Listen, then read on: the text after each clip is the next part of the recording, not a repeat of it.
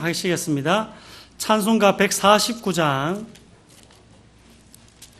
주 달려 죽은 십자가 우리가 생각할 때에 세상에 속한 욕심을 헛된 줄 알고 버리네. 찬송가 149장입니다.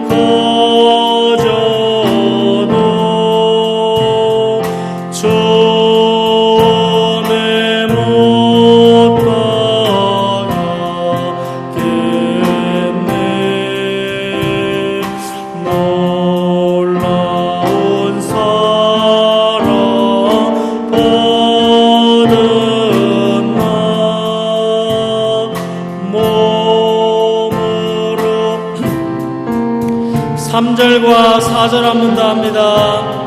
못 박힌 손발 보니 못 박힌 손발 보니 큰 잡이 나타내셨네.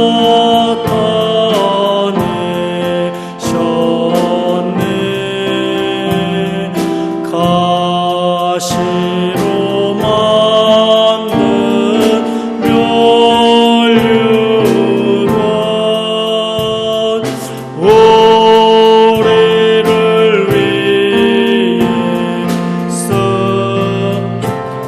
세상 만물 가져도 온 세상 만물 가져도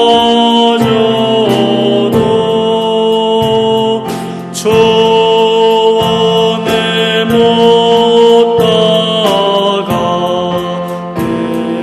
놀라운 사랑받은 나 아멘.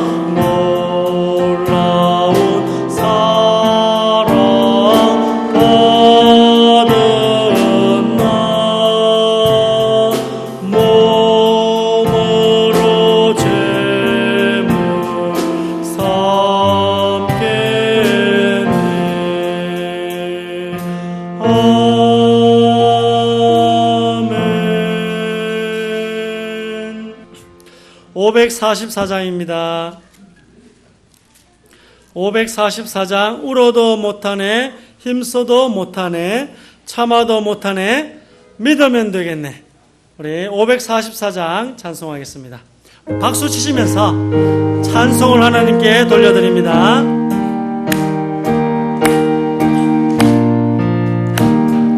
울어도 못하네 눈물 많이 흘려도 겁을 얻지 못하고 죄를 씻지 못하니 울어도 못하네 십자가에 달려서 예수 고난당했네 나를 구원하시리 힘써도 못하네 힘써도 못하네 말과 뜻과 행실이 깨끗하고 착해도 다시 나게 못하니 힘써도 못하네 십자가에 달려서 예수 고난당했네 나를 구원하시리 예수밖에 참아도 못하네 참아도 못하네 할 수 없는 죄인이 흉한 죄에 빠져서 어찌하니 죽을까 참아도 못하네 십자가에 달려서 예수 고난당했네 나를 구원하시리 예수밖에 없네 믿으면 되겠네 주 예수만 믿어서 그네 힘입고 오직 주께 나가면 영원 삶을 얻네 십자가에 달려서 예수 고난당했네 나를 구원하시리 믿으면 되겠네 믿으면 되겠네 주 예수만 믿어서 그네 힘입고 오직 주께 나가면 영원 삶을 얻네 십자가에 달려서 예수 고난당했네 나를 구원하시리 예수밖에 없네 믿으면 될 줄 믿습니다. 240장 주가 맡긴 모든 역사 힘을 다해 마치고 찬송가 240장입니다.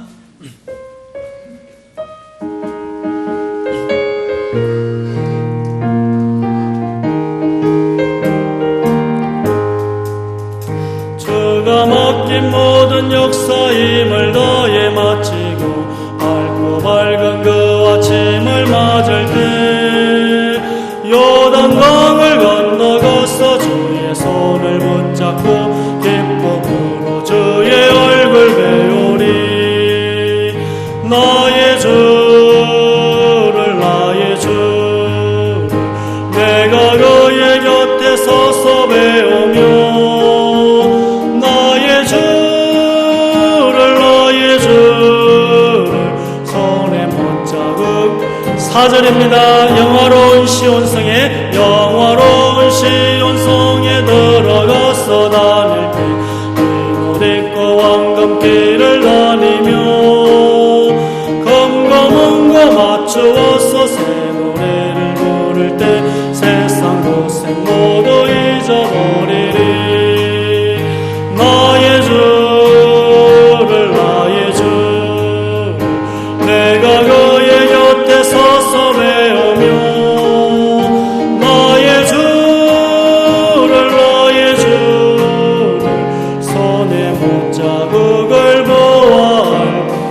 나의 주를 나의 주를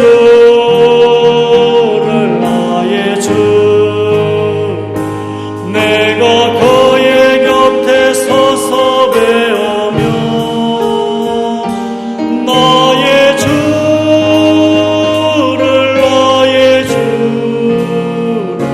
손에 못자국을 모아 나의 주님을 한 번 더 찬송합니다.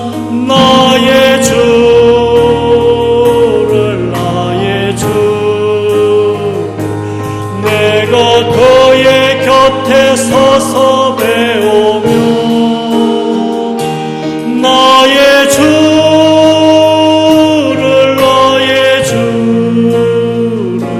손에 못자국을 보아 알겠네. 우리 사회하실 목사님 나오실 때까지 이 예배를 위해서 기도하시는 우리 기순이 장로님을 위해서 또 우리 찬양대를 위해서 담임 목사님을 위해서 간절히 합심으로 기도하시겠습니다.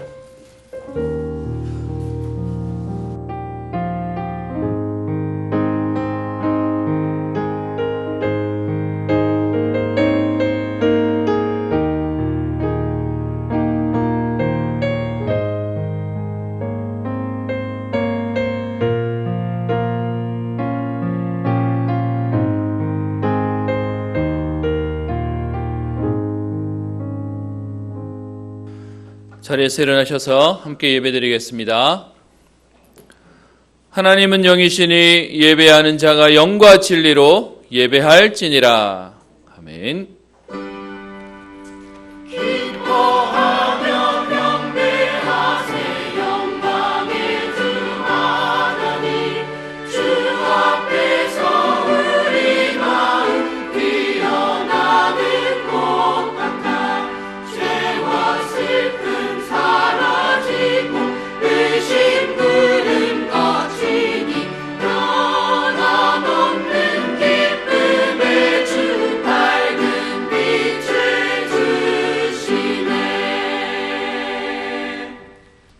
하나님께 감사를 드립니다. 우리에게 귀한 복음의 비밀을 알게 하시며 구원받은 자의 응답과 축복을 허락하셔서 하나님 앞에 예배드릴 수 있는 신분과 권세를 허락하신 주님, 하나님 없는 현장을 보며 애통한 마음으로 옷을 찢는 전도자들의 가슴을 우리에게 주시며 하나님 그것 때문에 기도하게 하시고 오늘도 우리의 호흡이 이유를 주시는 하나님 앞에 이유 있는 인생을 살게 하시니 감사를 드립니다.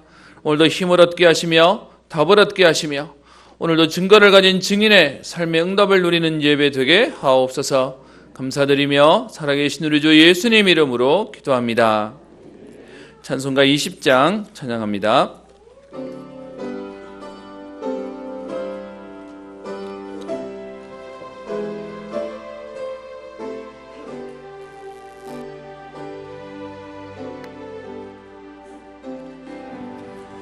큰 영광 중에 계신 주 나 찬송합니다.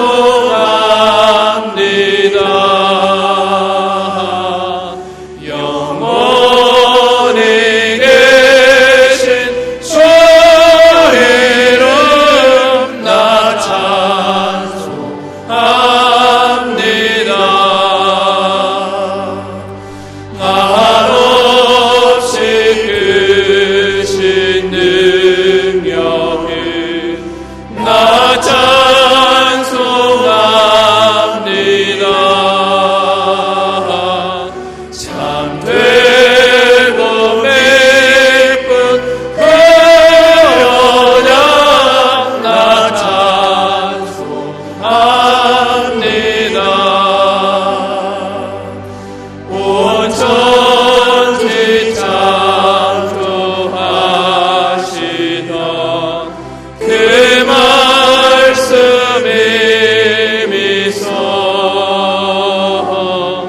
영원히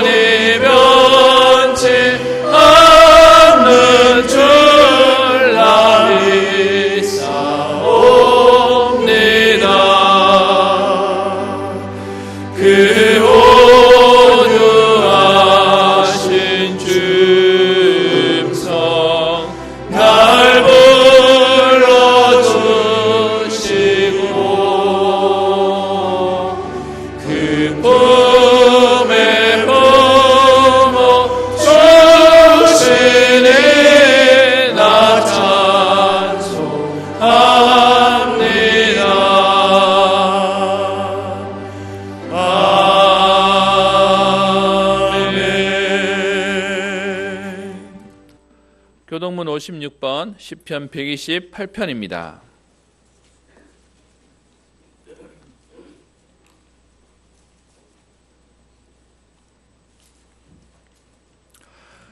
여호와를 경외하며 그의 길을 걷는 자마다 복이 있도다.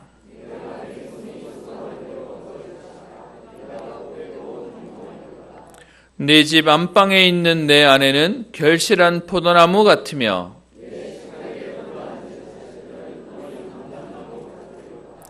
여호와를 경외하는 자는 이같이 복을 얻을지로다. 너는 평생에 예루살렘의 번영을 보며 내 자식의 자식을 볼지어다. 아멘. 우리의 신앙을 고백합니다. 나는 전능하신 아버지 하나님 천지의 창조주를 믿습니다. 나는 그의 유일하신 아들 우리 주 예수 그리스도를 믿습니다. 그는 성령으로 잉태되어 동정녀 마리아에게서 나시고 본디오 빌라도에게 고난을 받아 십자가에 못 박혀 죽으시고 장사된 지 사흘 만에 죽은 자 가운데서 다시 살아나셨으며 하늘에 오르시어 전능하신 아버지 하나님 우편에 앉아 계시다가 거기로부터 살아있는 자와 죽은 자를 심판하러 오십니다. 나는 성령을 믿으며 거룩한 공교회와 성도의 교제와 죄를 용서받는 것과 몸의 부활과 영생을 믿습니다. 아멘. 찬송가 528장 찬양합니다.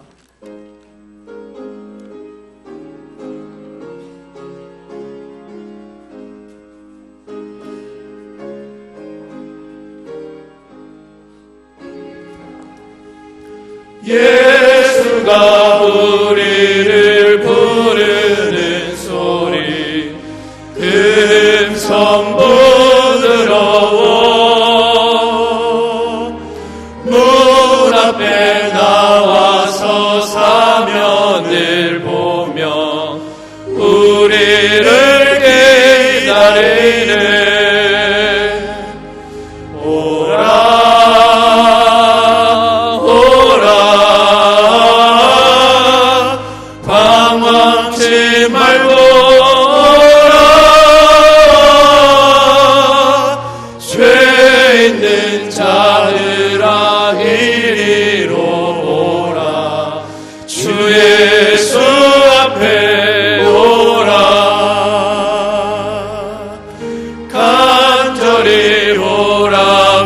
부르실 때에 우리는 지체하랴. 주님의 은혜를 외아리 받고 못 들은 채 하려나.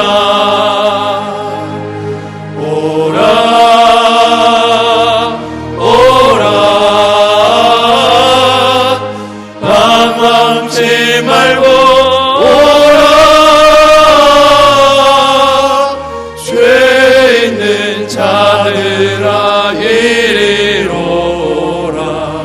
주 예수 앞에 오라. 세월이 살같이 빠르게 지나 쾌락이 끝이 나고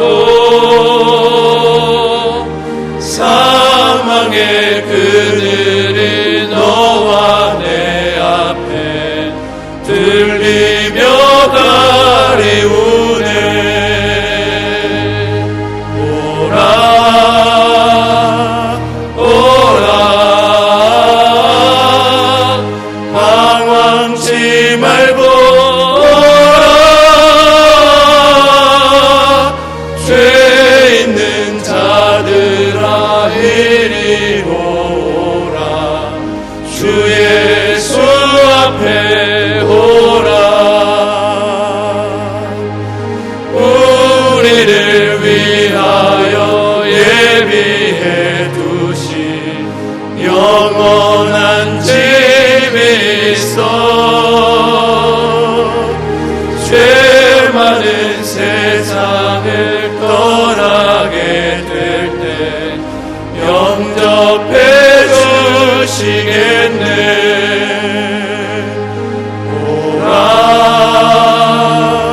오라 방황치 말고 오라 죄 있는 자들아 이리로 오라 주 예수 앞에 오라. 우리를 대표해서 기순이 장로님 기도해 주시겠습니다.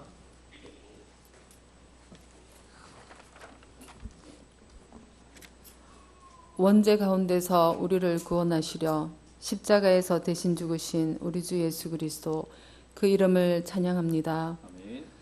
우리를 언약의 백성 삼으신 하나님 아버지의 사랑과 무능하고 연약한 우리와 함께 하시는 성령 하나님께 감사와 찬양과 경배를 드립니다.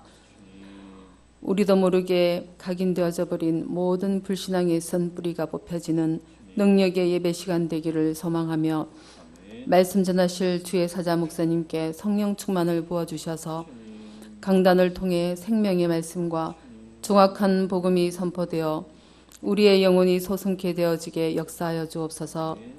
목사님이 가시는 현장마다 절대 제자와 절대 시스템이 세워지게 하옵소서. 두 분의 부목사님에게도 현장 목회가 되어질 만큼 성령 충만과 오력을 부어주옵소서. 기름 부어 세우신 중직자들에게 말씀의 능력과 기도의 능력이 임하게 하사 후대들 앞에 복음의 증인으로 설 수 있도록 삶 속에 복음의 능력이 임하게 하옵소서. 후대들을 위해 기도하며 방황하는 우리의 후대들을 챙기며 관리하며 찾아가는 섬김의 헌신이 시작되어지게 저희들에게 힘을 주옵소서. 성가대 위에 악신이 떠나가는 그 다윗의 능력 있는 찬양의 역사가 일어나게 하셔서 세상이 줄 수 없는 참된 힘, 참 감사가 넘치는 은혜의 시간 되게 하옵시고 하나님께 최고의 영광을 돌리게 하옵소서. 태영아부 수련회를 통해서 태영아 부모와 또한 교사와 어린 우리의 후대들이 영적인 힘을 얻는 귀한 시간이 될 수 있도록 주의 성령께서 역사하여 주옵소서. 예배를 돕는 손길에 은혜 주셔서 감사와 기쁨으로 은신하게 하옵소서. 해외로 타지로 군 선교사로 파송된 우리의 사랑하는 후대들에게 주의 손이 함께 하시며 또한 이곳에서 예배드리는 우리의 사랑하는 후대들, 우리의 하나님 새벽이슬 같은 우리의 후대들을 위해 기도합니다. 모든 여름 훈련이 다 끝이 나고 개인이 하나님 앞에서 홀로 설 수 있는 그 시간표가 회복되게 하나님 저들에게 은혜를 주옵소서. 어떠한 상황 속에서도 어떤 문제 속에서도 어떤 절망과 위기 속에서도 하나님이 나와 함께 하시는 하나님이 우리와 함께 하시는 24시 12DIP의 언약을 놓치지 않고 누리게 하옵소서. 어떤 상황 속에서도 하나님께 저들이 집중할 수 있는 힘을 우리의 사랑하는 후대들에게 부어주셔서 복음의 각인 뿌리 체질되는 그 시간표를 누릴 수 있도록 성령께서 능력으로 역사해 주옵소서. 237 나라 살릴 주역인 우리의 사랑하는 후대들에게 성령의 바람 같은 불 같은 그 성령의 역사가 있게 하옵소서. 하나님 예배에 참석한 상한 심령들, 영육 간의 어려움 속에 있는 모든 심령들이 이 시간 영적인 힘과 치유의 은혜가 있는 능력의 시간 되기를 기도합니다. 은혜의 주님, 하나님이 주시는 은혜로 인하여 구원받은 주의 백성들이 주를 위해, 복음을 위해, 교회를 위해, 하나님의 나라를 위해 저희의 삶을 드릴 수 있도록 하나님 저희들에게 은혜 주옵소서. 살아계신 우리 주 예수 그리스도 이름으로 기도합니다. 아멘. 송축하리이다.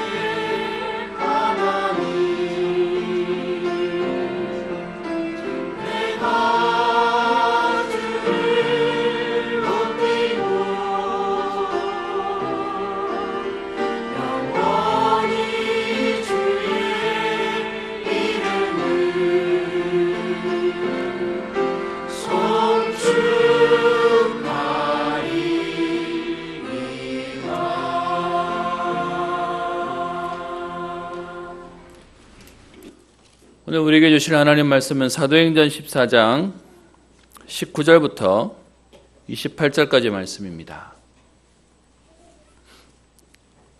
사도행전 14장 19절부터 28절까지 말씀 한 목소리로 함께 합독하겠습니다.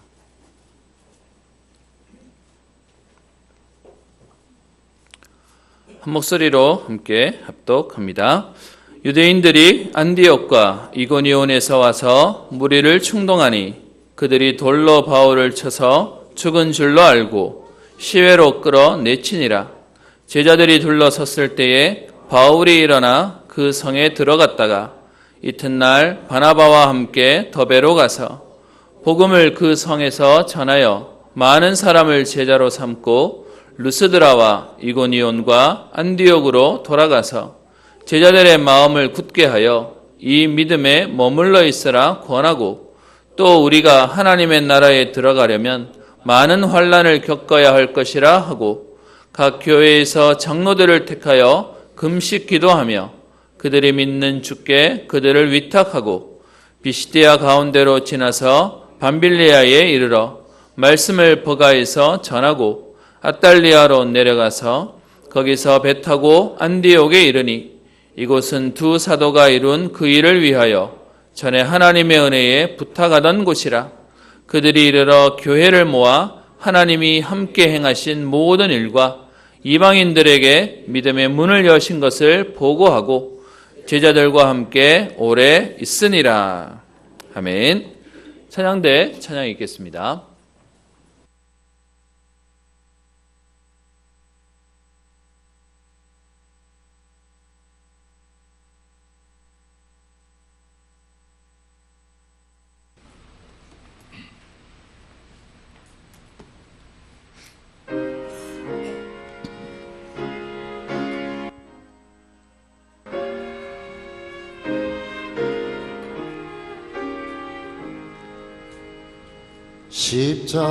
십자가를 질 수 있나 주가 물어보실 때 죽기까지 따르오리 성도 대답하였다.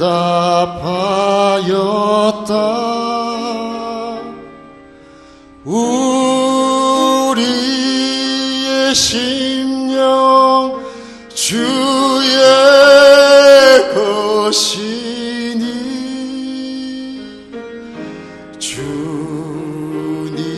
주님의 형상 만드소서. 주 인도 따라 살아갈 동안 사랑과 충성 늘 바치오리다.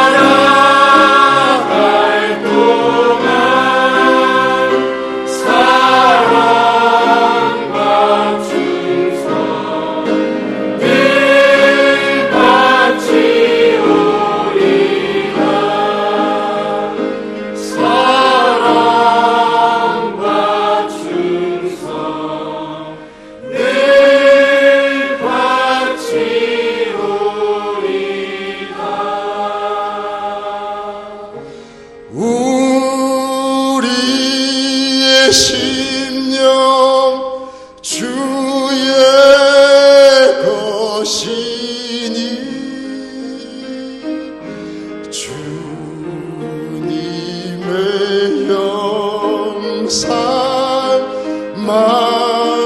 만드소서. 주 인도 따라 살아갈 동안 사랑과 충성 늘 바치로리다.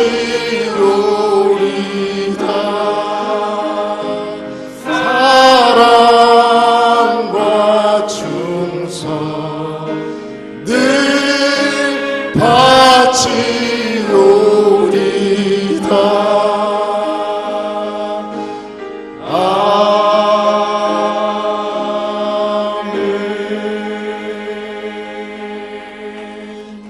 아멘. 귀한 찬양 감사를 드립니다. 우리 옆에 있는 분들하고 한번 인사하도록 하겠습니다. 예수가 그리스도십니다. 성도님의 모든 문제를 해결하셨습니다. 아멘. 우리는 오늘도 문제 속에 있는데요, 그리스도께서는 십자가에 우리의 모든 문제를 끝내셨답니다.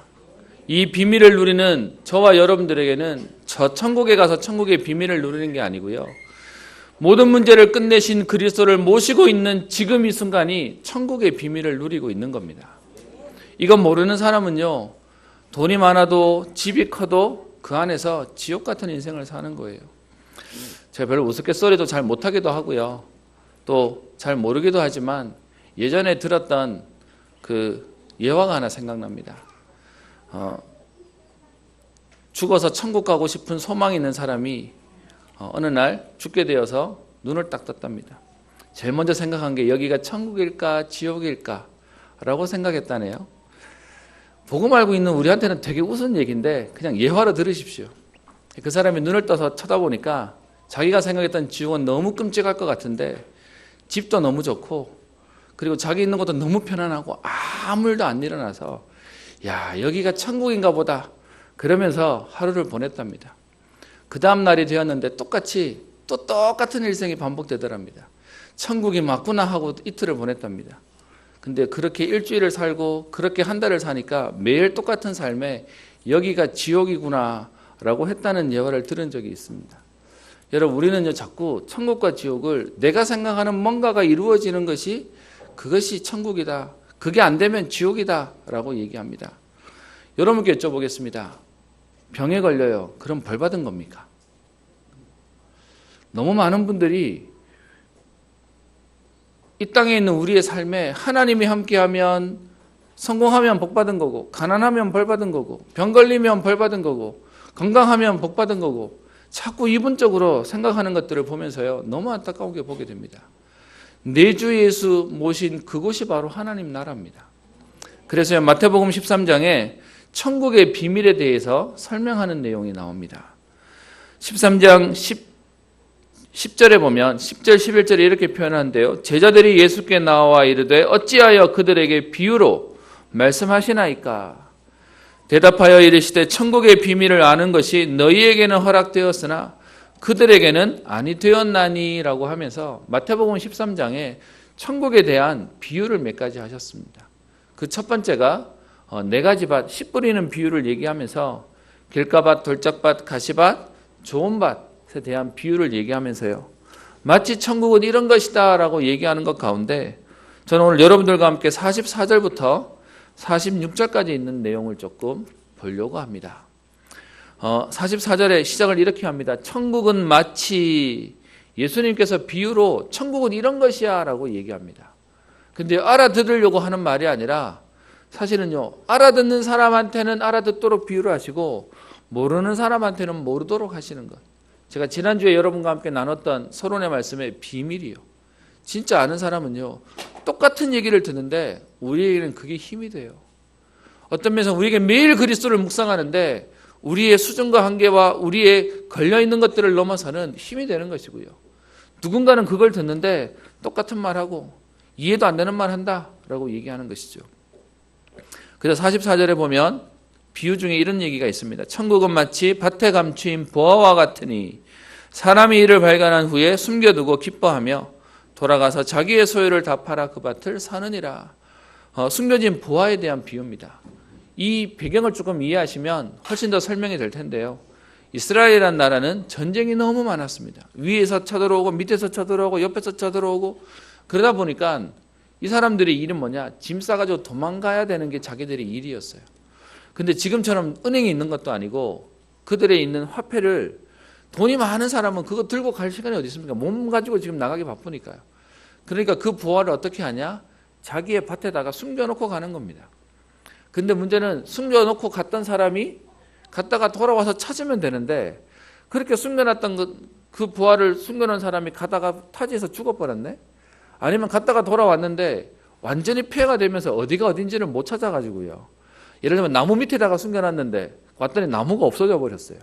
뭐 이제 이런 상황들이 생겨버리니까 그 밭에 감추인 보화가 곳곳에서 드러나는 겁니다.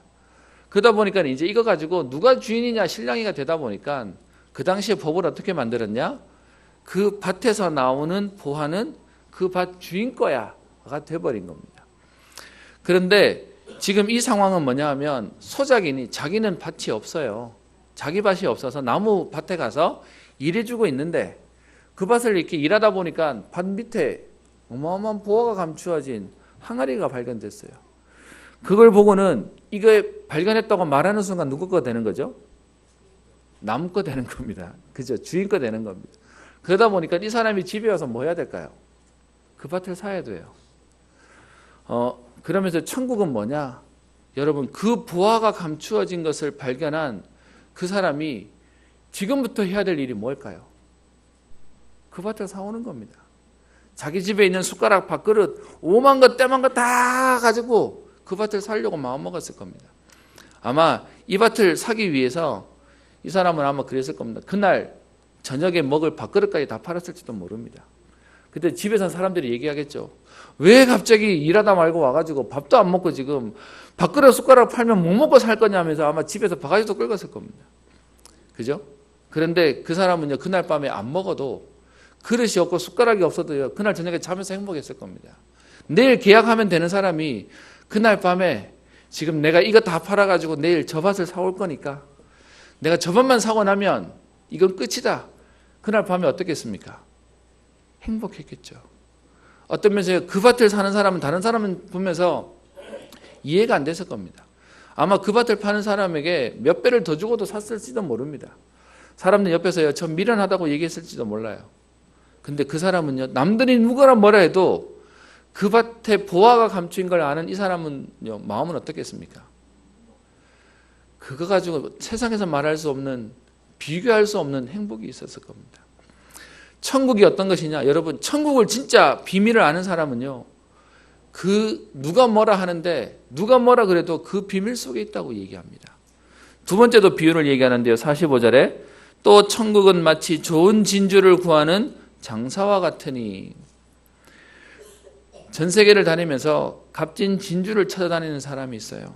근데 어느 날 갔다가 어떻게 해요? 어느 곳에서 너무 큰 진주, 귀한 진주를, 최상급의 진주를 발견한 겁니다. 그러면 이거 가져다 사와서 팔면 수익이 남을 거니까 그것을 찾는 사람이 발견하고 난 뒤에 그 진주를 소유하려고 어떻게 해요? 오늘 성경의 44절, 45절 이 두 가지 경우에 똑같은 반응이 나옵니다. 어떤 반응이 나오죠? 자기의 소유를 다 팔아. 왜요? 자기 것 다 주고도 얻어올 만큼의 가치가 발견된 것이죠. 그래서 여러분, 모르는 사람은 이해 못해요.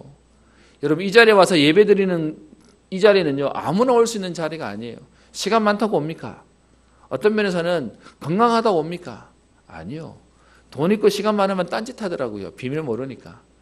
여러분, 이 자리는요, 진짜 복음의 비밀을 아는 사람이 와서 그 비밀 속으로 들어가는 응답 속에 있는 것입니다. 저는 어릴 때부터 봤던 성경인데요.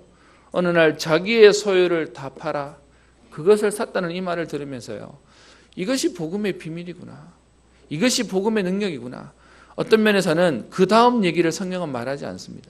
진짜 가치를 발견한 사람에게 천국의 비밀이 있다는 겁니다. 많은 사람이 얘기해요. 천국 가봤나? 천국 가봐야 알지. 여러분 불이 뜨거운지를 꼭 튀어봐야 안다면 좀 안 된 사람입니다. 저와 여러분은 이 땅에 있지만 천국의 소망과 비밀이 있기 때문에 여러분 이 땅에 그 어떤 것도 문제가 안 되는 겁니다. 하나님 주시는 그 비밀 때문에요. 다른 은혜 속에 사는 것이죠.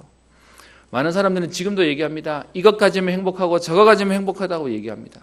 그래서 그게 없어서 불행하다고 얘기하는데요. 사실은 그것 가져도 안 행복해요. 성경은 계속해서 얘기하고 있습니다. 진짜 비밀을 아는 사람, 그 비밀의 축복 속에 있는 사람이 응답이라고 얘기합니다. 우리와 함께 우리 사역하는 우리 정성영 목사님이 장인어른이 어제 소천하셨습니다. 어제 잠깐 제가 조문하고 왔는데요. 얘기를 들었더니 마음이 너무 안타깝기도 합니다. 원래 지금 항암 치료를 하고 계셨기 때문에 집에서는 언제 돌아가셔도 할 말이 없다라고 생각하고 있었답니다. 그런데 여러분 참 그 암 환자가 신기한 게 저도 옆에서 우리 원로 목사님을 뵀더니 좋아지는 것 같다가 안 좋아지고요. 안 좋아지는 것 같다가 어느 날 좋아지고요. 갈피가 안 잡혀요. 근데 최근에 그 장인어른이 식사도 너무 잘하시고 사람 몸은 말라가는데 너무 건강하게 암 환자 맞냐고 할 만큼 너무 잘 지내시고 너무 잘 드시고 하신다는 겁니다. 그러던 중에 장모님이 넘어지셨는데 이렇게 탈골이 되는 상황에 뼈는 맞춰 놓는데 그러면서 인대를 다쳐서 인대 수술을 하기로 얘기가 되어서 인대 수술하러 가는데 혼자 나 밥 잘 챙겨 먹을 테니까 음식 딱 해놓고 그리고 이제 수술하러 갔다는 겁니다.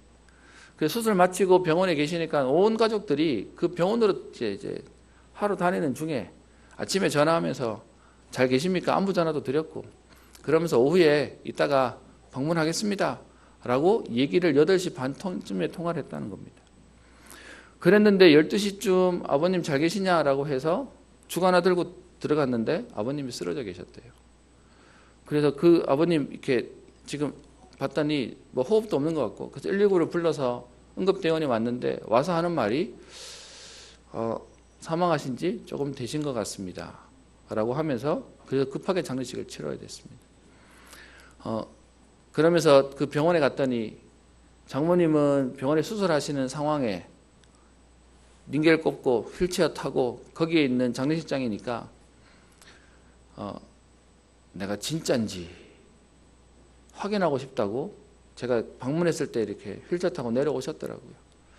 그러면서 그 정문 앞에 있는데 제가 차마 이제 보기가 좀 그래서 따로 이렇게 뒤에 나와 있었습니다. 가족 입장에서는 그 임종을 보지 못했다고 하는 미안한 마음도 혼자 뒀다고 하는 자책도 조금 하시더라고요. 제가 그 목사님하고 사모님 붙잡고 얘기했습니다. 지나간 가지고 후회하면 우리는 계속 어려워집니다. 우리는 분명히 고백해야 되는 건 모든 순간은 하나님의 계획과 하나님의 이유 속에 있습니다. 하나님은 하나님 자녀에게 선한 것으로 응답하시기에 우리 자꾸 과거에 자꾸 그 순간에 자꾸 우리 매이지 말고 남은 우리의 인생과 미래를 놓고 우리 기도하자라고 얘기를 드렸습니다. 왜 예배 시간에 이렇게 침울한 얘기를 하냐? 여러분 우리 호흡, 우리 마음대로 안 됩니다. 사는 거 내 마음대로 안 됩니다. 어떤 면에서는 지나간 거 가지고 우리가 막 안타까워해도 어떻게 할 수가 없습니다. 근데 여러분 진짜 비밀을 아는 자는 하나님 주시는 다른 은혜가 있습니다. 저는요 오늘 이번 주일 메시지를 준비해 놓고 그리고 묵상하고 있는 가운데 우리 장례식에 제가 참여하면서요 다시금 하나님 앞에 기도하며 결단합니다. 우리는 한 번밖에 없는 인생입니다. 어떤 면에서는 하나님이 오라고 하면 우리는요 아직 잠깐만요 요것만 맞춰놓고 그럴 우리 정신이 없습니다. 어제 가서 얘기하는데 참 제 마음에 짠한 말도 있었습니다. 뭐라고 얘기하냐? 여러분 지난번 우리 목사님이 앞에 강단에서 얘기를 하셨으니까 좀 녹화돼서 조심스럽게 하지만 우리 목사님이랑 사모님이 잠깐 떨어져 있었지 않습니까? 그러다가 지금 이제 하나님 은혜를 주셨는데 그 바깥에 있는 그 가족 사항에 사모님이 그러더라고요. 거기에 내 남편 이름이 올라가 있는데 감사하더라는 겁니다. 제가 들으면서 혹시 이게 조금만 빨랐더라도 혼자 와 있었어야 되는데 하나님이 그렇게 은혜를 주셔가지고 감사하다는 얘기를 들으면서요. 또 더 진한 하나님 앞에서의 또 생각들을 좀 하게 되었습니다. 여러분, 하나님 오라 그러는데 우리 생각에 얘네들 시집장가 보내놓고요, 손주 보고요, 아니면 이 일 끝내놓고요, 그리고 우리 안 갈 수 있습니까? 안 되거든요. 그렇다면 우리는 오늘 하나님 앞에서 우리의 인생이 가장 중요하고 응답의 순간으로 우리는 인도받아야 되겠습니다. 오늘 사실은 14장에 바울이 돌에 맞아 사실은 버려지는 내용이 나오는 본문입니다. 그래서 오늘 제목을 생명건 제자라는 우리 제목을 제가 잡았는데요. 많은 사람들은 나름의 이유를 가지고 살아갑니다. 이유 없이 그냥 멍하게 살아가는 사람도 있지만 어떤 사람들은 자기만의 이유를 가지고 살아갑니다. 유 목사님 표현에는 모든 사람들은 24시 한대요. 자기만의 24시를 한다는 겁니다. 그런데 우리는요, 어디에 제대로 된 24시를 해야 되겠습니까? 여러분, 우리 지난주에 봤던 본문이 지금 바울이 1차 전도 캠프를 하고 있는 중에 구브로를 지나서 비시디아 안디옥에서 복음을 전하는 내용이 우리 앞에 있는 14장, 13장, 14장에서 봤고요. 이고니온과 루스드라에서 복음 전하는 내용을 지난주에 봤습니다. 여러분, 이렇게 복음 전하는 상황들 속에 오늘 19절에 보면 어떤 상황이 생깁니까? 유대인들이 안디옥과 이고니온에서 와서 무리를 충동하니. 지금 바울이 있는 현장이 어디입니까? 루스드라라고 하는 현장입니다. 그런데 그 앞전에 이미 거쳐왔던, 여기서 말하는 안디옥은 비시디아 안디옥, 13장에서 얘기하고 있는 그 비시디아 안디옥 현장이고요. 이고니온은 14장 1절부터 얘기하고 있는 그 전도 현장입니다. 그런데 그곳에서부터 여기까지 성경은 160km가 넘는다고 얘기하는데요. 거기에 복음을 맡겠다고 유대인들이 쫓아와요.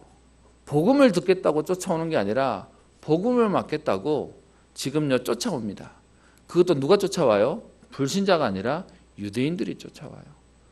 여러분, 우리는 성경을 보면서 진짜로 우리는 기도해야 될 게 있습니다. 하나님이 택한 족속으로 세운 유대인인데 그들의 마음에 원하는 대로 되지 않는다고, 메시아가 그들이 생각하는 메시아 상이 아니니까, 힘이 없고 나라를 구원시키고 부강하게 하는 메시아가 아니니까 그들이 예수를 못 박아 죽였습니다. 그 정도가 아니라 그 복음을 전하는 사람을 이단이라는 이름으로 어려움을 당하게 하는데, 그 유대인이요, 오늘 어디까지 쫓아와서요? 루스드라라고 하는 지역까지 쫓아옵니다.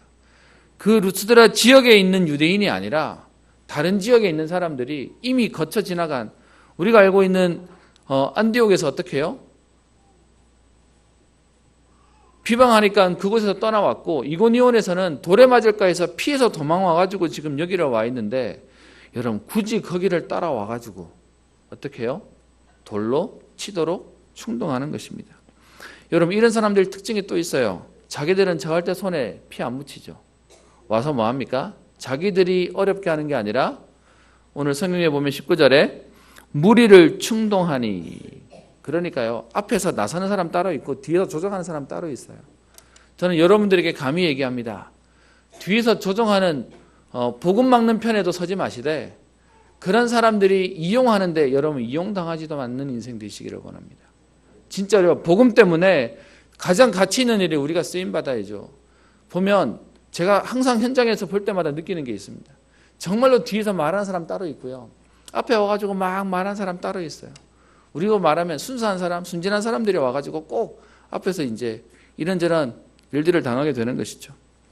오늘 그렇게 해요. 유대인들이 안디옥과 이고니온에서부터 와서 무리를 충동해서 사람들이 얼마나 흥분했는지 돌로 사람을 쳐서 죽입니다. 여러분, 아무리 문제가 있어도요, 법이 없는 상황에서 지금 이렇게 폭력이 벌어진다? 그거는 정상적인 상황 아니거든요. 그래서 오늘 제가 제자라는 단어를 쓰면서 틀린 다른 제자를 씁니다. 여러분, 이 땅에 이렇게 인생을 쓰임받는 사람이 너무 많아요. 저는 아직도 기억합니다. 제 상처는 아니지만, 와, 이런 사람도 있구나. 아마 우리 기억하시는 분도 계실 텐데요. 그렇게 표현하시더라고요. 교회 안에 싸움이 벌어졌는데 목사 반대편에 섰던 분이세요. 그러니까 어떻게 얘기하냐? 목사 네가 나가나 내가 나가나 보자. 이러면서 싸우기 시작하는 거예요. 저렇게도 표현할 수 있구나. 또 저런 생각도 할 수 있구나. 그러면서요, 이분 제가 옆에서 가까이서 뵀더니 그분의 눈은 그분 나름대로 뭐가 충만하세요. 하나님이 나로 지금 이 일을 시켰다는 거예요. 저는 목사기 때문에 목사 편이다 그 말은 아닙니다. 뭔가에 잡혀서 다른 일에 쓰임받아 버리니까 다른 인생을 가버리는 겁니다.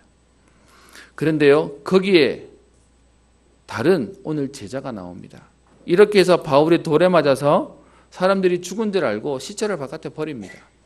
이 당시에만 해도요, 장례를 치르는 부분들이 무용고자가 되면 그냥 저 시체를 갖다 버리는 곳이 있습니다. 우리가 알고 있는 에스겔 47장에 나오는 그 에스겔 골짜기의 마른 뼈들이 사실은 그런 시체들을 모아놓는 공동묘지 같은 곳이었어요. 그냥 이렇게 던져놓는. 그래서 거기 뼈들이 이렇게 보이는, 성경학자들은 거기가 아골골짜기다라는 표현도 쓰고 있는데요. 그곳에 예수님의 십자가가 섰어요. 예전에 구약시대 때부터 쭉 그랬던 장소인데 그곳에 그리스도 십자가를 통해서 모든 죄를 사하시고 모든 죽은 자들을 살리시는 그리스도의 구속의 역사를 일으켰다라는 말도 하는데요. 그 가운데 바울이 오늘 돌에 맞아서 버림을 당합니다. 20절 보세요. 제자들이 둘러섰을 때에 바울이 일어나, 이 부분에 대해서 성경의 학자들이 조금 견해들이 있습니다. 정말로 죽었는데 그리스도가 살리셨냐, 아니면 돌에 맞아서 기절해서 죽은 줄 알고 버렸던, 그래서 죽기 전이었냐라고 하는 부분에 논란은 좀 있습니다. 근데 결론부터 얘기하면 여러분, 맞아 죽었든지 죽었다 살아났든지 죽을 뻔해서 기절했다 살아났든지 그리고 난 뒤에 다시 그 성 가고 싶겠습니까? 죄송합니다. 저는 못 갈 것 같습니다. 아파 죽겠는데, 그리고 좀 전까지 나를 때렸던 사람들이, 나를 돌로 치던 사람들이 있는 그곳에 저 같으면 발에, 우리 예수님도 얘기했지 않습니까? 복음 전했는데 안 받으면 뭐 하라고요? 신발에 먼지 털어버리고 가라고 얘기하지 않습니까? 그런데 바울이 뭐 합니까? 다시 그 성으로 들어갑니다. 왜 그럴 수 있었겠습니까? 일반 사람들은 이해 못할 겁니다. 많은 사람들이 그런 얘기해요. 진짜 여러분, 그 중요한 일이 생기고 아니면 중요한 뭔가가 생길 때 우리 사랑하는 가족들이 꼭 당부하는 게 있죠. 제발 그런 일에 휘말리지 마. 그런 일 생기면 제발 나서지 마 라고 얘기하죠. 저도 좀 저희 집사람한테 그 말을 듣는 편인데요. 제가 흥분을 한 번씩 잘하거든요. 아니라고 생각하면 약간 이제 이렇게 분명히 선을 꺼야 되거든요. 그러다 보니까 맨날 하는 말이 그겁니다. 그런 일에는 휘말리지 않도록 나서지 말고 뒤로 숨으라고 얘기합니다. 근데 오늘 바울은요, 그 성에 일어나자마자 다시 들어갑니다. 뭐 때문에요? 누가 가라고 한 것도 아닌데요. 오늘 20절에 보면 제자들이 둘러섰을 때에 라고 표현하고 있는데 뭔가 이유가 있는 바울에게는 들어갈 수 있는 힘이 있었다는 것이죠. 여러분, 구원의 비밀이 뭡니까? 하나님 떠나 완전히 죽었던 내가, 죽을 수밖에 없었던 게 아니죠. 죽었던 우리가 그리스도의 보혈로 하나님이 우리를 살리시고 우리를 회복시키셨습니다. 그러니까 어떤 면에서는 이미 우리는 한번 죽은 인생인데 복음 때문에 우리의 삶에 생명을 거는 것이죠. 바울이 오늘 그 현장을 다시 들어갑니다. 돌에 맞아서 버려졌는데 일어나서 다시 그 성으로 들어가고요. 그리고 20절 뒤에 보면 이튿날 바나바와 함께 더베로 가서 그 현장에 들어가서 해야 되는 중요한 사역을 마무리하고 나오는 것이죠. 그리고는 여러분, 돌에 맞아서 기절할 만큼이었다면 세상 말로 말하면 우리 후유증도 있을 거고요. 치료도 해야 될 거 아닙니까? 근데 그 이튿날 어디로 가요? 더베라고 하는 지역으로 또 사역하러 갑니다. 21절, 복음을 그 성에서 전하여 많은 사람을 제자로 삼고. 여러분, 돌에 맞았는 게 문제가 안 돼요. 어려움 당하는 게 문제가 안 돼요. 왜요? 나는 어려움을 당하지만 여전히 현장에 하나님이 예배해 놓은 사람들이 있고 이 복음 아니면 안 되는 현장이 있기 때문에 그 복음을 말하러 가는 것입니다. 여러분, 오늘 저는 여러분들에게 요구를 하지 않겠습니다. 그런데 하나님이 주시는 여러분의 음성을 들으시고 하나님 앞에 결단하는 시간 되었으면 합니다. 많은 분들이 얘기해요. 내 가족도 전도 못했는데, 내 가정도 못 살리는데 내가 무슨 전도하러 갑니까? 나도 지금 어려운데 어떻게 남을 살립니까? 근데 여러분, 바울은 돌에 맞았는데 가요. 많은 분들이 그런 얘기 하시더라고요. 바울처럼 돌 맞을까 봐 전도하는 게 무섭다고 얘기하시는 분. 그래서 안 하려고 하신다는 분도 계세요. 오늘 메시지에서 여러분들에게 던지는 의미하는 바가 있습니다. 그게 뭐냐 하면 돌에 맞았는데 안 거예요. 돌에 맞는다는 게 메시지가 아니라 돌에 맞아서 죽인다고 돌로 쳤는데도 불구하고 어떻게 해요? 하나님 죽도록 내버려 두시지 않고 보호하신다는 겁니다. 오늘 저와 여러분들은 진짜로 봐야 될 게 있습니다. 하나님이 우리에게 역사하시는 응답 가운데 모든 것을 넘어서는 하나님의 역사들을 우리에게 주신다는 겁니다. 그래서요, 그 이튿날 더베로 가서 그곳에서 복음을 전했더니 그 성에 많은 사람들이 제자로 일어서는 역사들이 있습니다. 그걸로 끝나지 않고 21절에 지금 짧은 몇 절이지만 1차 전도 캠프에 마무리하는 과정인데요. 그렇게 더베까지 복음을 전했던 바울이 21절 뒤에 보면 루스드라와 이고니온과 안디옥으로 돌아갔답니다. 사실은 바울이 전도해왔던 여정을 더베를 마지막으로 다시 거꾸로 돌아가는 거죠. 여러분, 전도했고 돌에 맞았고 그리고 내 할 일은 다 했고 그러면 우리 하고 싶은 거 있지 않습니까? 여행도 갔다가 너무 좋지만 지치면 뭐 하고 싶죠? 빨리 돌아오고 싶지 않습니까? 근데 바울이 그 갔던 현장을 다시금 거꾸로 돌아옵니다. 심지어 돌아왔던 현장이 어디라고 얘기하죠? 루스드라와 이고니온과 안디옥이라고 얘기해요. 온 순서의 역순으로 가고 있는 거죠. 그런데 하필이면 여러분 여기에서 누가 왔었어요? 유대인들이 왔었어요. 그 사람들이 와서 충동해서 돌에 맞아서 치게 만들었는데 바울이요, 성한 몸도 아니고 다시 그 지역을 다시 갑니다. 뭐 때문에 갔겠습니까? 제자가 있으니까요. 그래서 오늘 22절에 얘기합니다. 제자들의 마음을 굳게 하여 이 믿음에 머물러 있으라 권하고 또 우리가 하나님의 나라에 들어가려면 많은 환난을 겪어야 할 것이라 라고 메시지를 줬다는 겁니다. 어떤 면에서는요, 처음 왔을 때 바울은 그냥 복음을 전했던 사람입니다. 근데요, 다른 지역을 갔다가 돌아온 바울은요, 많은 핍박과 어려움을 당한 것을 아마 제자들이 봤을 것입니다. 그런데 그들에게 오히려 무슨 메시지를 하죠? 두려워하지 마라. 마음을 더 굳게 하고 그리고요, 이 믿음에 머물러 있어라. 그러면서 뒤에요, 하나님 나라에 들어가면 많은 환난을 겪어야 할 것이다. 이거는 환난이 많이 올 거다. 그래서 많은 분들이 생각이 예수 믿는 건 안 쉬워하실지 모르겠는데요. 오늘 이 표현은 많은 환난이 있을 거다라는 게 결론이 아니고요. 많은 환난이 있을 거지만 상관없을 거야 라는 메시지를 하는 겁니다. 많은 문제가 있을 거지만 그것이 우리를 넘어뜨리지 못할 것이야. 그래서요, 우리 이사야서에 있는 말씀 있죠. 물이 너를 침몰치 못할 것이고 바람이 너를 상하지 못하게 할 것이고 그 어떤 것도 너를 넘어뜨릴 수 없도록 하나님이 우리를 구속하였고 너를 지명하여 택했다라고 말씀하고 계십니다. 성경은 우리에게 하시는 말씀은요, 환난을 얘기하는 게 아니라 그 어떤 것도 문제 안 된다고 얘기하는 겁니다. 바울이 그렇게 할 수 있었던 중요한 게 뭡니까? 바울이 대단했다는 걸 말하는 게 아닙니다.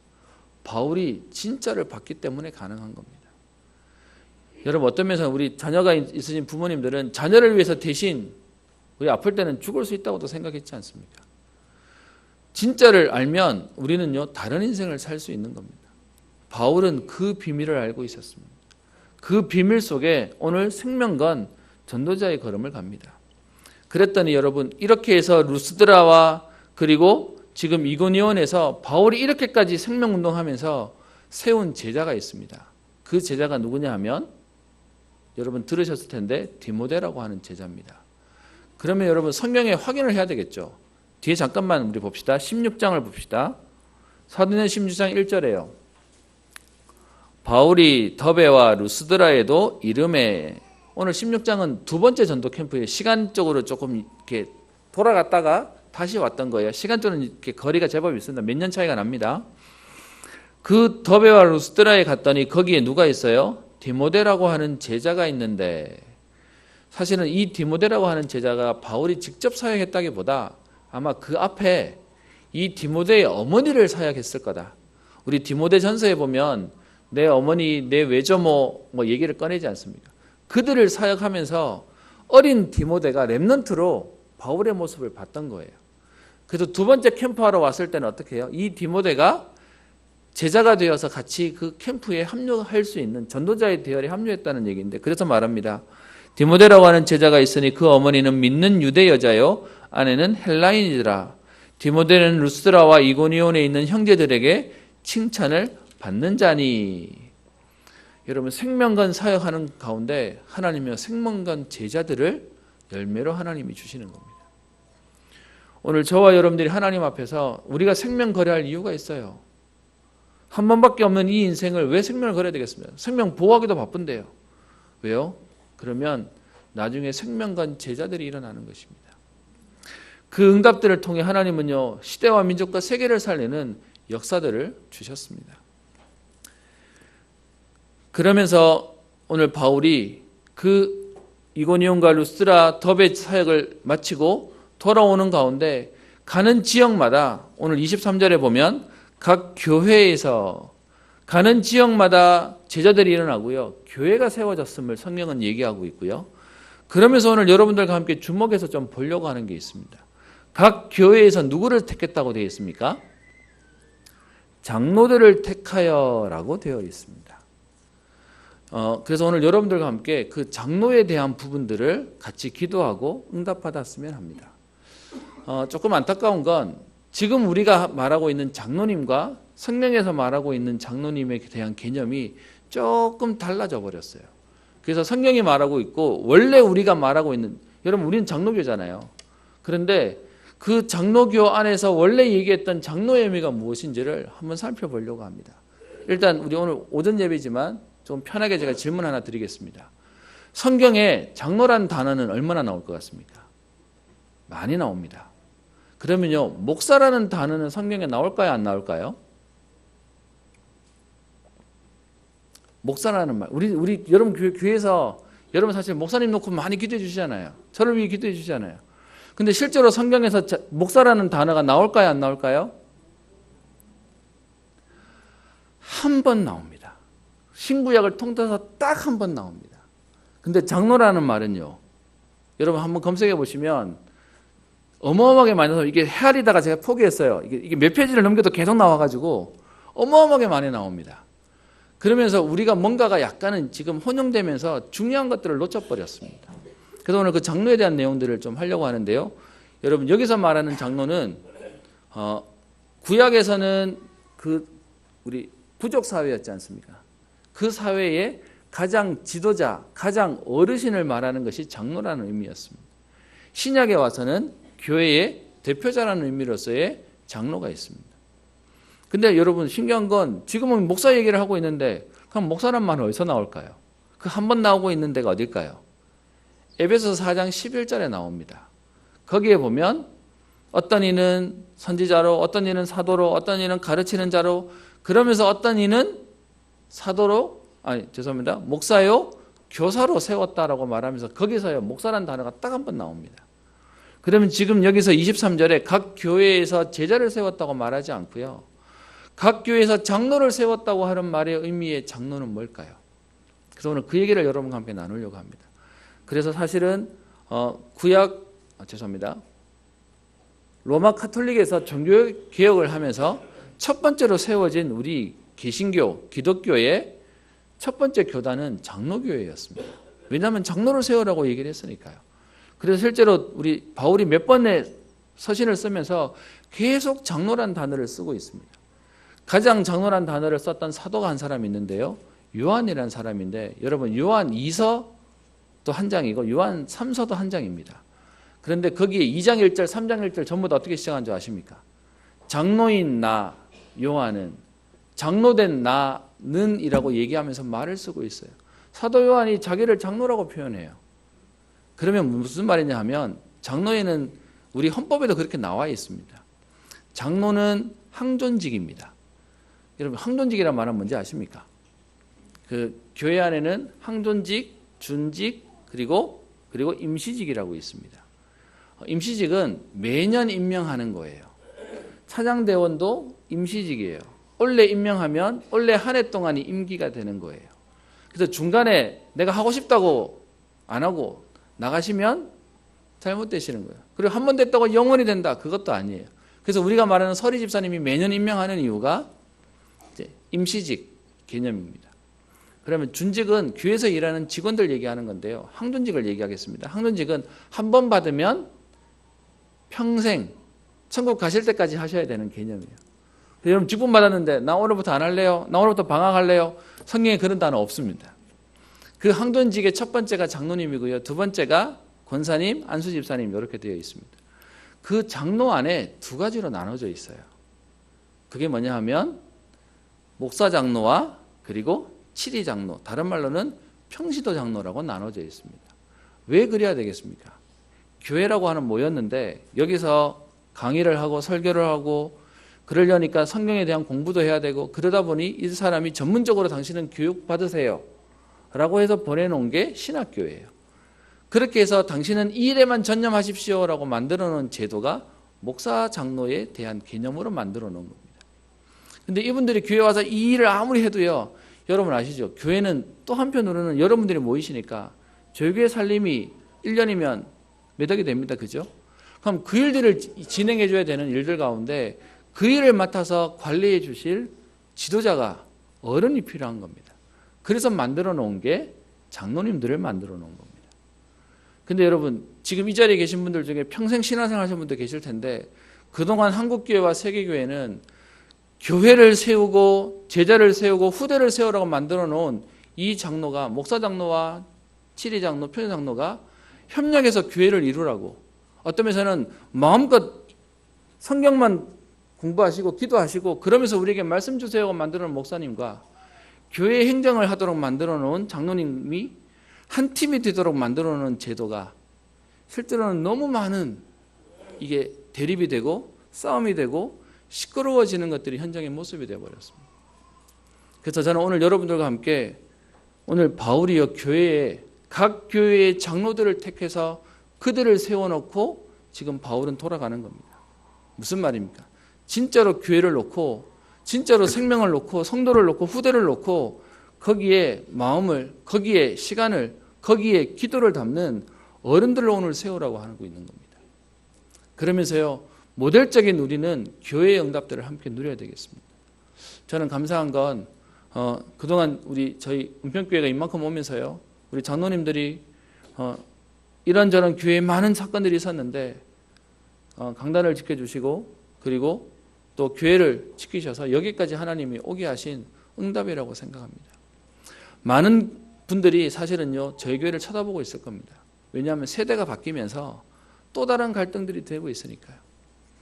그래서 저는 기도합니다. 하나님 정말로 모델적인 성경에서 말하고 있는 현장을 살리고 시대를 살리고 렘넌트를 살리고 제자를 세우는 교회의 응답을 누리게 하옵소서. 그래서 오늘 여러분들에게 장로님에 대한 얘기를 꺼내는 건 여러분들이 진짜로 그 장로에 대한 직분의 역할을 알고 기도해 주시고 그리고요 그렇게 섬겨 주시고 존중해 주시고 그리고요 그 지도에 따라 주시는 겁니다. 오늘도 23절에 여러분 각 교회에서 제자를 세웠다고 말하면 되는데 제자들 가운데 하나님 누구를 세우게 하시죠? 장로를 세우게 합니다. 그래야 돌아가는 거지 않습니까? 여러분 가정도 제대로 돌아가려면 어떻게 해야 되죠? 가장의 힘이 있어야 됩니다. 제가 가부장적인 얘기를 하자는 말을 얘기하는 게 아니라 가정이 돌아가려면 누군가가 전체를 이끌 수 있는 중요한 키가 있어야 됩니다. 교회에도 마찬가지입니다. 저는 우리 교회 안에 세우신 우리 장로님들과 함께 우리 교회를 살리고 또 렘넌트를 살리고 후대를 살리고 필요하다면 우리가 때로는 도전도 해야 될 거고요. 저는 기도합니다.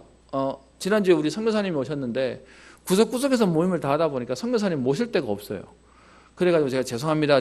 우리 부목사님실이 좀 비었기 때문에 거기 잠깐 있으면서 그랬습니다. 하나님 교회가 좋아지긴 했네요. 갈 데가 없어졌습니다.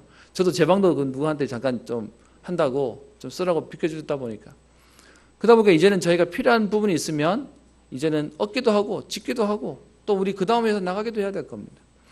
그 일들을 하라고 어떻게 해요? 각 교회에 장로님들을 세우는 겁니다. 다른 말로 지도자를 세우는 개념을 얘기하고 있는 겁니다. 그래서 혹시 여러분 중에 우리 장로님들은 지금 하시는 것처럼 기도하시면서 인도받으면 되고요. 앞으로 올라오시는 분들 가운데 무엇을 기도하시냐? 그 교회의 지도자와 책임질 수 있는 자리에 영광스러움으로 기도하시고 들어오시는 겁니다. 그리고요, 그분들의 우리는 지도 속으로 들어가는 겁니다. 그러면서 오늘 뭐라고 얘기합니까? 장로님들을 세워서 부탁하는 게 있죠.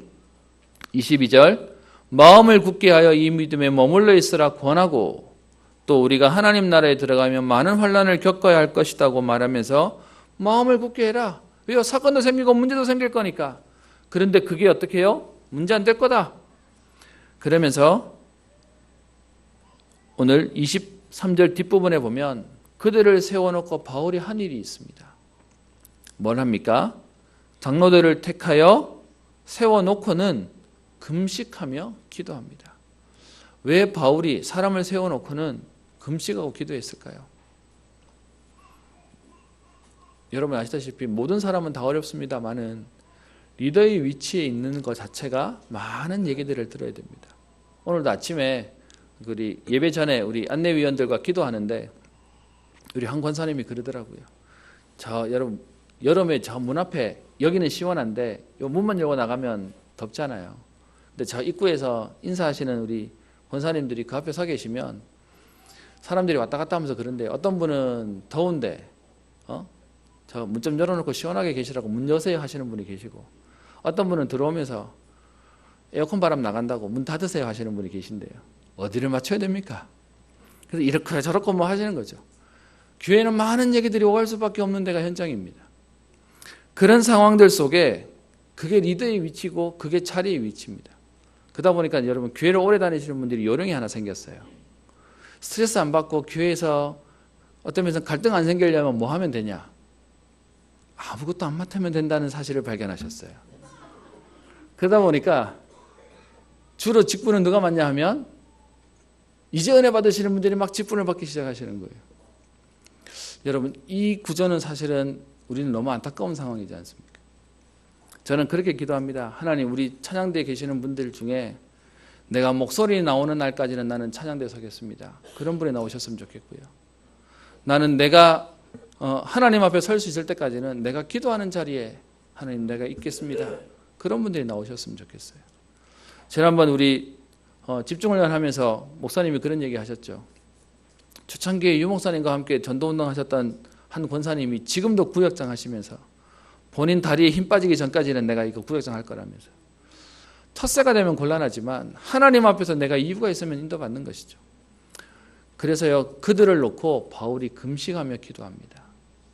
그리고 부탁하는 내용이 뭐죠? 그들이 믿는 주께 그들을 위탁하고.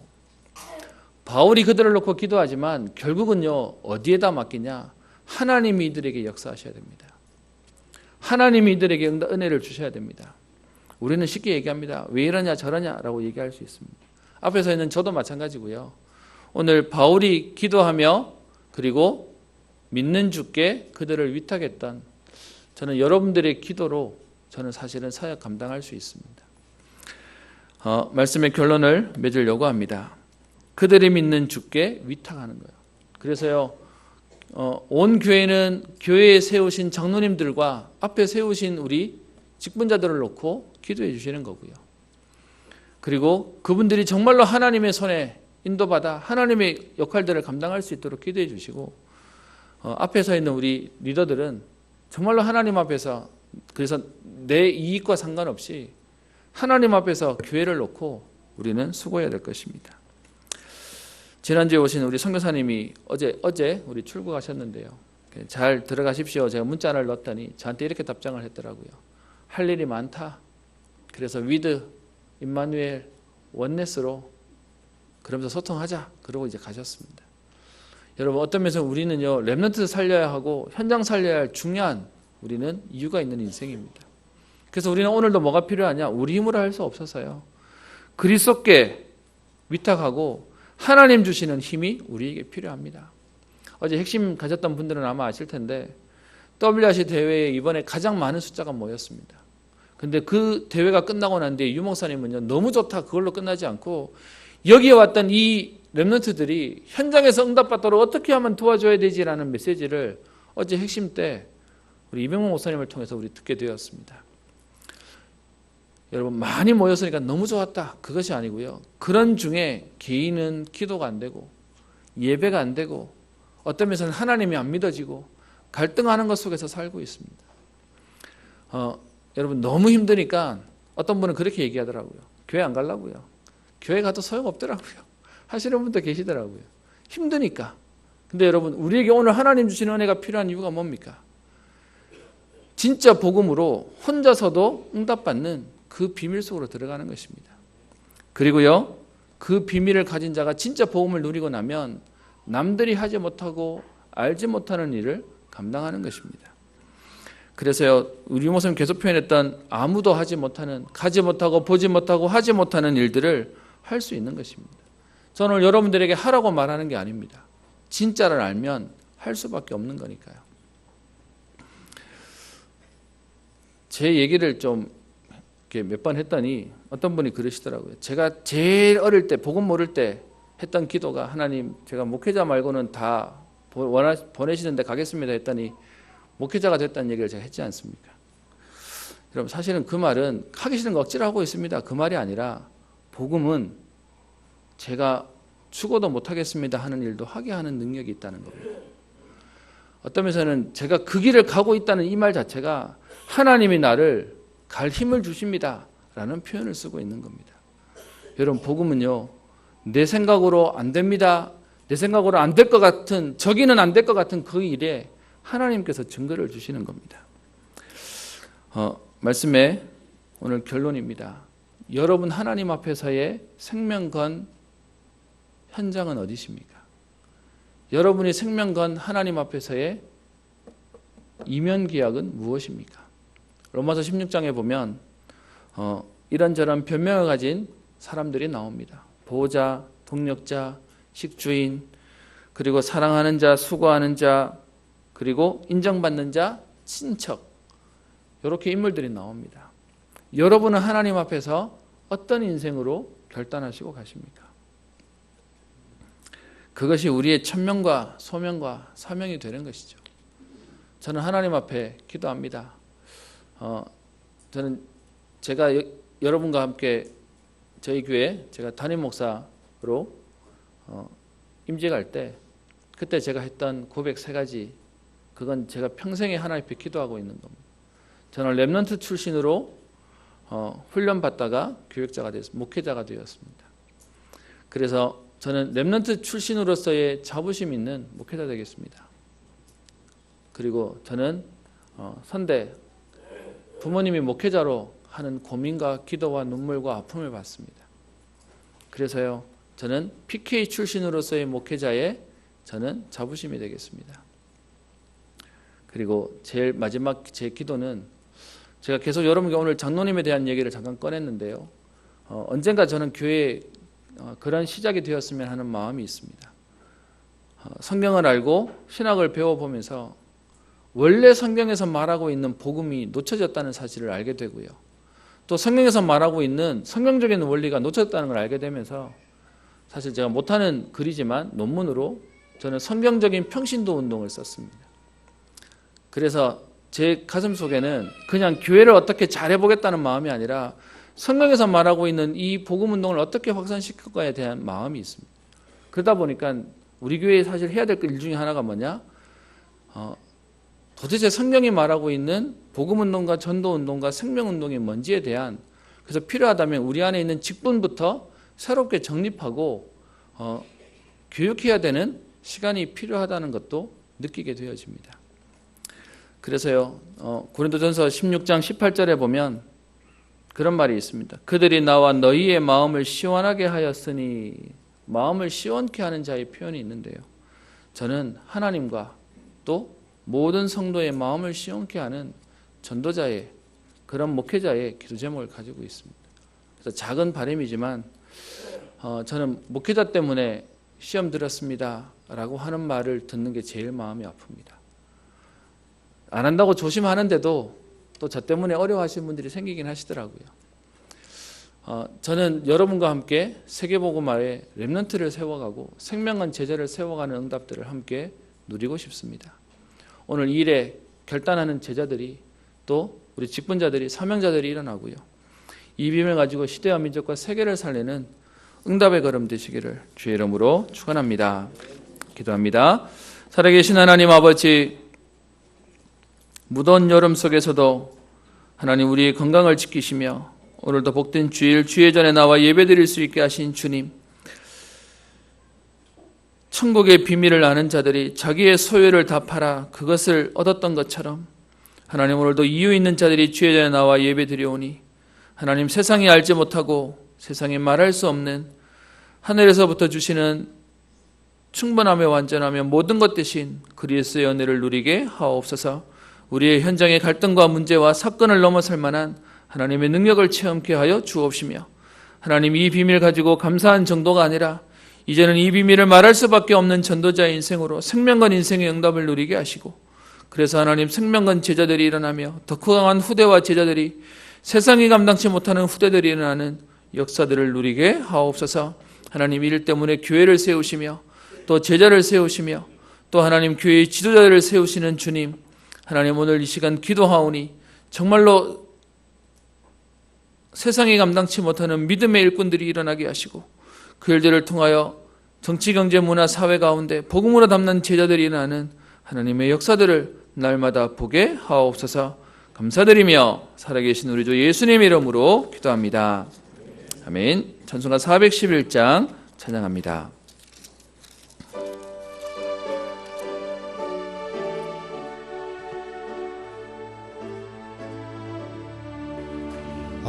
내 맘속에 참된 평화 있네. 주 예수가 주신 평화. 시험 닥쳐와도 흔들리지 않아. 아귀하다 이 평안아. 주가 항상 계셔 내 맘속에. 주가 항상 계셔 기쁘다. 주 나의 맘에 계셔 위로하시네. 어찌 내가 주를 떠나 살까. 이 귀한 평화 내가 받고 버린 내 슬픔이 사라지고 맘의 기쁨 넘쳐 주를 찬양하네. 아, 평화에 있는 예수. 주가 항상 계셔 내 맘속에. 주가 항상 계셔 기쁘다. 주 나의 맘에 계셔 위로하시네. 어찌 내가 주를 떠나 살까. 주 날개 아래 내가 사는 동안 이 보배를 빛내리라. 기쁜 그날이와 주를 만나 뵐 때 아, 그 평화 영원하리. 주가 항상 계셔 내 맘속에. 주가 항상 계셔 기쁘다. 주 나의 맘에 계셔 위로하시네. 어찌 내가 주를 떠나 살까. 하나님께 감사를 드립니다. 우리를 창세전에 영세전에 구별하여 하나님 자녀로 구원의 비밀을 주신 것도 감사한데, 하나님, 종교인의 인생이 아니라 복음 때문에 생명건 제자의 축복 속에 우리를 있게 하시며 예수가 그리스도라고 하는 완전한 복음의 비밀 가운데 오늘도 그 응답 가운데 예배드리며 생명건 제자의 말씀을 붙잡고 그 길을 달려가며 그런 생명건 제자들을 세워내는 인생 속에 있게 하시니 감사를 드립니다. 하나님의 나라에 갈 때까지 많은 환란이 있겠지만 하나님 그것도 문제되지 않음을 우리에게 말씀하시며 마음을 굳게 하며 믿음에 머물러 있으라고 말씀하시는 주님, 하나님 오늘도 우리에게는 많은 사건과 일들이 우리로 하여금 약해지게 하며 불평과 불만과 원망과 핑계대며 불신앙 속에 있게 할 것인데 하나님 오늘도 완전히 모든 문제를 끝내신 십자가의 보혈로 오늘도 충분하며 완전하며 모든 것의 응답을 누리는 걸음 되게 하옵소서. 하나님 오늘도 그 예배가 누려지는 응답이 있게 하여 주셔서 이제는 생명을 살리는 가치 있는 일에 우리의 인생을 쓰게 하여 주옵시며 다툼 속에 있지 않게 하시며 갈등 속에 있지 않을 하나님 오직 복음의 비밀들을 누리게 하옵소서. 그래서 로마서 16장과 고린도 16장에 있는 일꾼들과 같이 하나님 앞에 이유 있는 인생으로 정말로 하나님 보시기에 너무 중요한 제자의 축복을 누리는 응답의 걸음 되도록 역사하여 주옵소서. 오늘 주의 전에 나와 하나님 귀한 몸된 교회를 놓고 예물 드리며 또 하나님 전도와 선교와 후대를 놓고 기도하는 하나님 손길에 하나님께서 은혜를 더하여 주옵소서. 정치, 경제, 문화, 사회 속으로 복음으로 담난 제자들이 들어가게 하여 주셔서 하나님 세상을 바꾸고 현장을 바꾸고 시대를 바꾸는 하나님의 능력을 보게 하옵소서. 우리 렘넌트들에게 혼자서 기도가 되어지는 하나님의 역사를 누리게 하시며 우리 하나님 모든 산업인들과 중직자님들과 또 우리 모든 제자들에게 하나님께서 은혜를 주사 각 교회의 장로들을 택하며 현장을 맡기며 교회를 맡기며 시대를 맡겼던 것처럼 하나님 오늘도 현장에 영적인 사령관의 축복들을 누리게 하여 주옵시며 그래서 하나님 현장에서 계속해서 생명운동이 일어나는 하나님의 비밀들을 누리게 하옵소서. 특별히 하나님 수술하며 경과를 기다리시는 우리 성도님들이 있습니다. 빠른 회복들이 있게 하여 주옵시며 하나님 후유증이 없도록 하나님께서 치유하시고 또 하나님 그 시간 동안 오히려 깊이 하나님을 누리며 복음을 누리는 응답의 시간 되도록 주님 역사하여 주옵소서. 온 교회가 성도를 돌아보며 렘넌트를 돌아보며 정말로 하나님 제자의 응답을 누려가는 인생을 살기를 소원하오니 하나님 이 일할 수 있도록 건강을 허락하시며 저들의 가정과 경제와 산업과 후대를 축복하여 주옵소서. 하나님 2019년 이제 여름 바빴던 시간들이 지나갑니다. 아직 우리 태영아 성령학교는 남아있지만 하나님 우리의 지난 날들을 돌아보며 우리의 남은 날을 계수하는 지혜를 허락하여 주옵시고 정말로 하나님 앞에서 제자의 걸음을 살아가는 또 제자의 걸음이 결단되어지는 오늘도 축복의 날 평생의 걸음 되게 하옵소서. 감사드리며 살아계신 우리 주 예수님 이름으로 기도합니다. 아멘. 광고드립니다. 우리 여름 우리 큰 대회들이 이제 거의 다 마쳐가고요. 저희 교회 여름 성령학교도 우리 어제 유치부를 기점으로 이제는 태영아부만 남아 있습니다. 여러분 계속 기도해 주셔서 우리의 사역은 제자를 세우고 후대를 세우는 일이기 때문에요. 이번 주 목요일 날 우리 있을 태영아부 여름 성령학교 놓고 기도해 주시고 또 일은 끝났지만 제자들은 계속 자라야 되는 부분 속에 있기 때문에 여러분 계속해서 기도해 주시고 또 지원을 부탁을 드립니다. 2019년 우리 가을 학기 신학원 우리 광고가 나왔는데 여러분 보시고 인도받아 주시기를 바랍니다. 우리 설교 때 말씀드렸던 우리 정성현 목사님 우리 장인 되시고 전주현 사모님 우리 부친 되시는 고 전창명 성도님께서 소천하셨습니다. 섬기는 교회가 참빛 교회이기 때문에요. 거기서 주관해서 예배를 다 드리는 걸로 얘기가 됐고요. 저희는 오늘 문상으로 가서 방문하도록 하겠습니다. 그래서 예배 이후에 저희가 같이 움직이고요. 차편이 없으신 분들은 교회에서 차량을 지원하도록 하고요. 또 들르셨다가 바로 집으로 가실 분들은 오후 예배 마치고 함께 가셔서 문상해 주셨으면 합니다. 예배에 대한 부분은 요청이 들어오면 예배가 하는 거고요. 아직 공식적인 얘기가 없었기 때문에 일단은 문상으로 하도록 하겠습니다. 네, 우리 그동안 새가족 우리 교육받으셨던 안성자님 오늘 수료하시는 날이어서요. 우리 수료증 전달하도록 하겠습니다.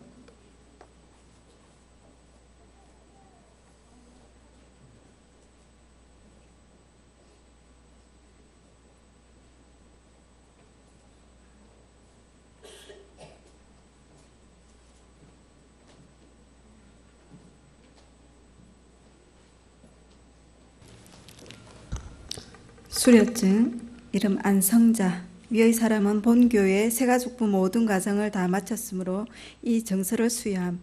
2019년 8월 11일 은평교회 이기은 목사.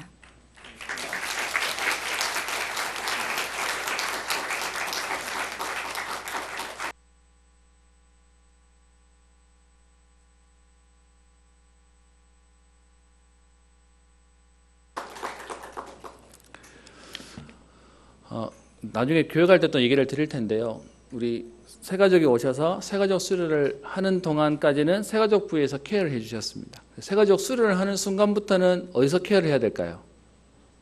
그게 구역과 그리고 그게 전도회에서 해야 되는 겁니다. 그래서 앞으로는 수료하시는 분들에 대해서는 여기다가 구역이 어디고 그리고 전도회가 어디입니다라고 해서 공지를 올려드릴 테니까요. 새가족부에서 하실 일은 다 하신 건 아니지만 구역에서 또 전도에서 또 잘 챙겨 주시기를 바랍니다. 자리에서 일어나셔서 512장 찬양하겠습니다.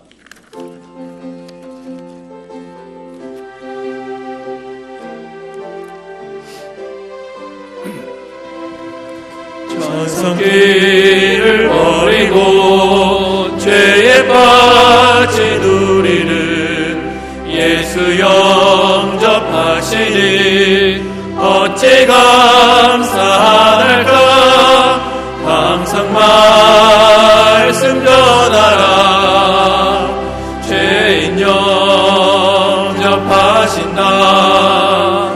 밝히 말씀 전하라. 죄인 영접하신다. 모든 죄에 빠진 자 예수 영접하시니 너도 주께 나가면 편히심을 얻으리. 항상 말씀 전하라. 죄인 영접하신다. 밝히 말씀 전하라. 죄인 영접하신다. 지금 마음이 변하고 지금 의미 없으는 나의 공로 아니요 오직 주의 공로라. 항상 말씀 전하라. 죄인 영접하신다. 밝히 말씀 전하라. 죄인 영접하신다.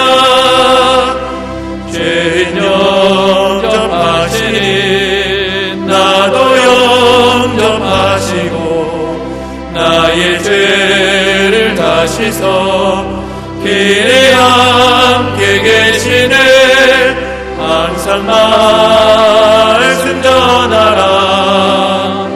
죄인 영접하시나. 밝히 말씀 전하라. 죄인 영접하신다. 오늘도 우리 귀한 손님이 오셔서요. 우리 임재관 집사님 일본에서 계속 일하시다가 오늘 휴가 때문에 아마 오신 것 같습니다. 성도에 또 교제를 나눠주시고 반겨주시기 바랍니다. 기도합니다.